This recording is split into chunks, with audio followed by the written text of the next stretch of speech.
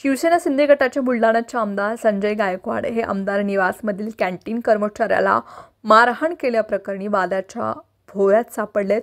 शिळं जेवण दिल्यानं संजय गायकवाड यांनी उपाहारगृहामधील कर्मचाऱ्यांना मारहाण केल्याचा व्हिडिओ व्हायरल झाला। त्यानंतर या प्रकरणाचे पडसाद विधान परिषदेमध्ये उमटले। यावेळी विरोधी पक्षांनी गायकवाड यांना निलंबित करण्याची मागणी केली।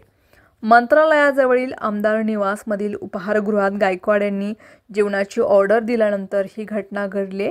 निकृष्ट दर्जाचे खाद्यपदार्थ, डाळीतून दुर्गंधी तसेच डाळ आणि भात शिळा म्हणून मारहाण केली असं गायकवाड यांनी प्रसार माध्यमांना सांगितले। आमदार निवासस्थानमधील कॅन्टीन कर्मचाऱ्यानं निकृष्ट दर्जाचे जेवण दिल्यामुळे त्यांनी थेट त्या कर्मचाऱ्याला मारहाण केले। आमदारांना अशा पद्धतीने जेवण मिळत असेल तर सर्वसामान्य नागरिकांना कशा पद्धतीने जेवण दिलं जात असेल असा प्रश्न त्यांनी उपस्थित केलाय। दरम्यान या मारहाणीनंतर राजकीय वर्तुळामधून आरोप होऊ लागल्यानंतरही त्यांनी आपल्या या कृत्याचा पश्चाताप झाला नसल्याचं सांगून आपल्या कृतीचं समर्थन केले।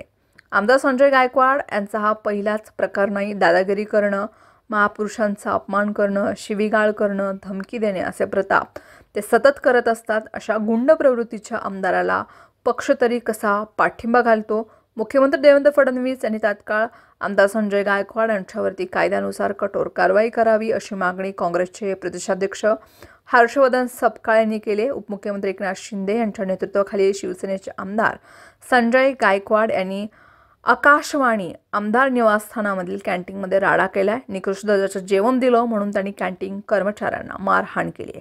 या मुद्द्यावरून खासदार संजय राऊत यांनी सरकारला धारेवर धरले। जर डाळ खराब असेल तर त्याला जबाबदार कोण?